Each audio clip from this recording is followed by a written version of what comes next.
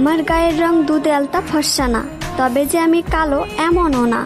আমি এতটাও সুন্দর না যে আমার দিক থেকে চোখ ফেরানো যাবে না, তবে আমি এতটাও কুৎসিত না যে আমার দেখতে ইচ্ছা করবে না।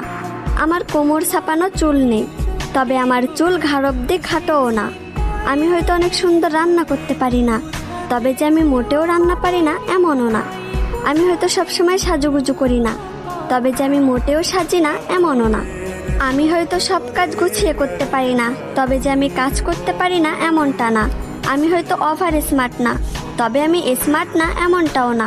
আমি হয়তো সবকিছু সুন্দরভাবে বোঝাতে পারি না, তবে যে আমি কাউকে সম্মান করতে পারি না এমনটা না।